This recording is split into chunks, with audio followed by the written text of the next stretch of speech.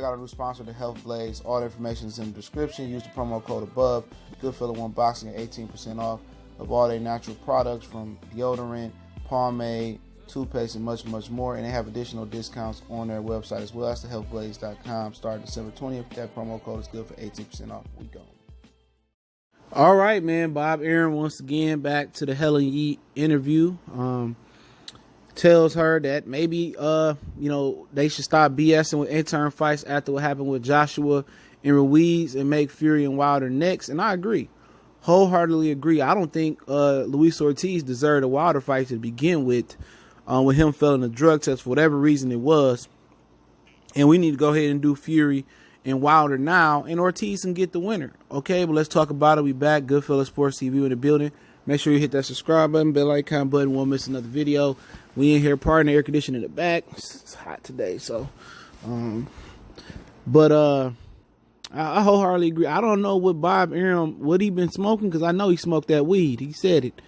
I don't know what he been smoking, and I don't even smoke. But pass that shit over here. All right. I know he been in negotiations with Al Heyman through the last few months, and he been talking with some sense. All right, but he right. I believe still that Luis Ortiz is still too dangerous to just go in thinking Wilder gonna win. Wilder supposed to believe he gonna win, but at the end of the day, when you put dangerous plus the heavyweight division, which is dangerous as well, 1 + 1, you gonna get 2. You can get 2, and you will get 2. You gonna get danger plus danger. That can equal upset. The division is already stacked. Well, not stacked. It's already dangerous because of how big they are, and one punch can change anything. We seen that in the first Ortiz fight. Okay? At the end of the day, Ortiz hasn't done anything respectable to deserve a Deontay Wilder rematch. But Wilder has grown some affection for Luis Ortiz because his daughter is disabled like him. His daughter is. Okay? So he's able to sympathize with Luis Ortiz. Obviously, I don't give a hell about sympathizing with Ortiz or him sympathizing with Ortiz.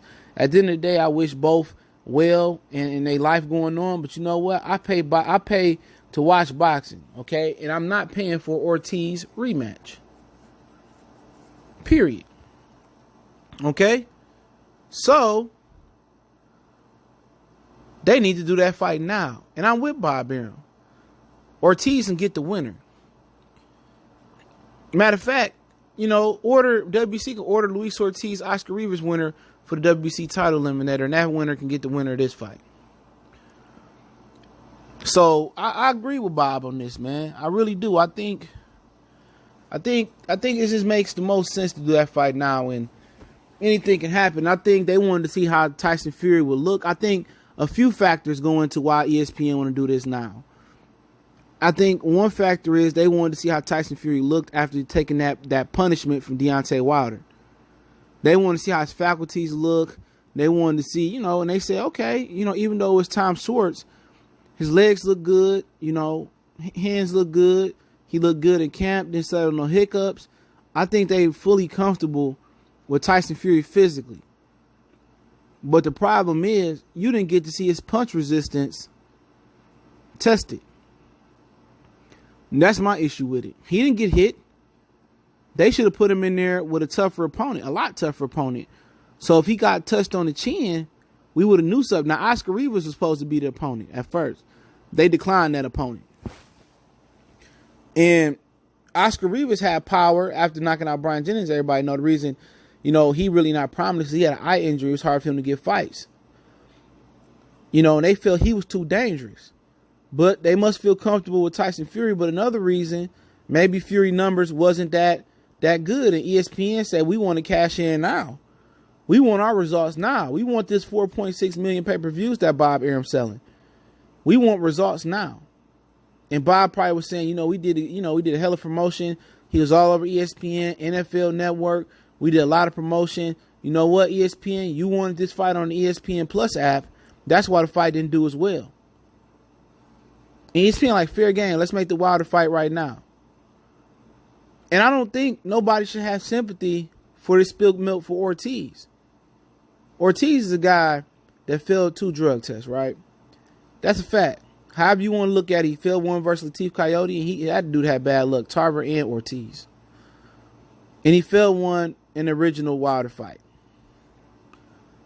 He's fought Christian Hammer, he fought Travis Kaufman, and he fought Kajanu, I think his name was. And not in that order, it was Kajanu, Travis Kaufman, and then I think it was Christian Hammer. You know, at the end of the day, it's hard for him to get fights. But in my opinion, he didn't earn that. Now, if you're thinking like, oh man, Wilder just gonna knock out Ortiz like that, and that's how I was thinking, but I kind of had to rethink that. Because what made me actually rethink that Ortiz do got a good chance against Wilder this time is because looking at Julian J. Rock, I think he came back versus Joshua Conley after getting knocked out by Jamal Charlo. He ended up fighting Ishe Smith. And it was another guy, excuse me, it was another guy I think he fought leading up to that. Oh, it was Nathaniel Gallimore. And in those 3 fights, he didn't look fantastic. Those 3 J-Rocks in that fight leading up to the Hurd fight, I was like, man, I don't think he can beat her. And at the end of the day, he put it all together in one camp. As the stakes rise, J-Rock talent level rose with the stakes. Now, J-Rock is one of the talented fighters when skill for skill and athletic ability, you know, speed, agility, all that stuff. So is Luis Ortiz, even in that division. He might be the most skilled guy next to Tyson Fury. You know?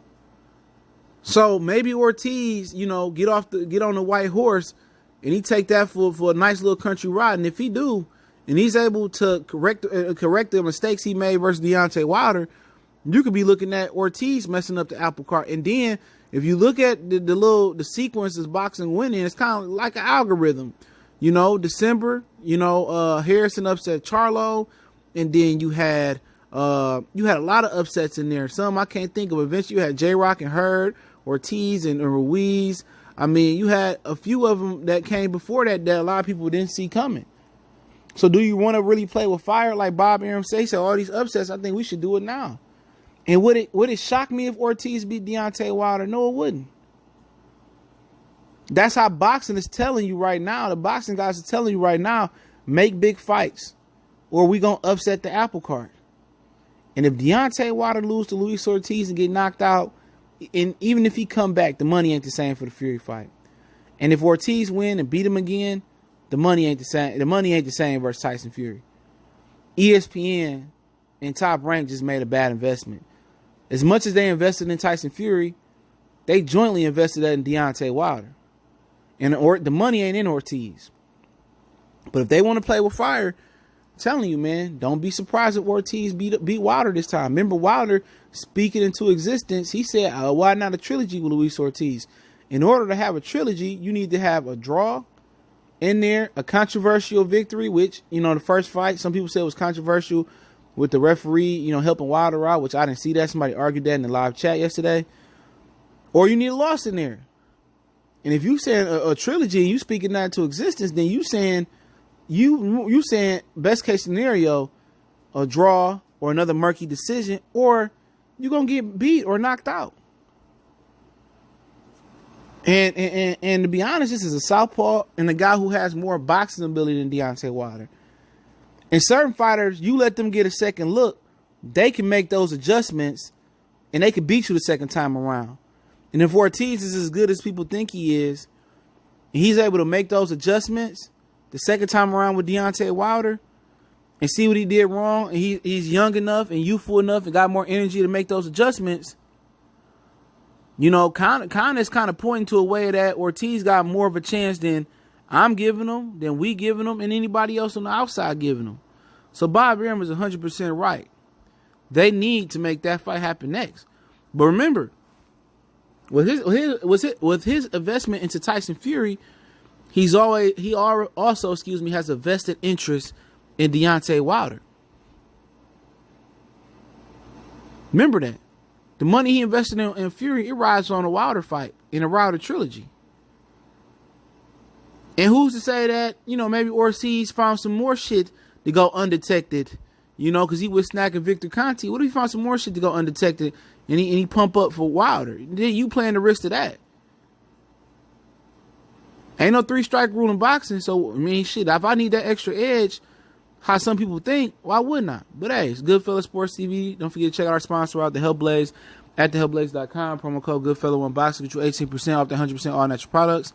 Check them out. Website, promo code, description. Don't forget you can make a donation. Check out the Patreon. Forget me on Facebook, Instagram, Twitter. Reach out to the email. I'll link the original interview with Helen Yee, Fine Self, in the description or the source link. One time for the one time.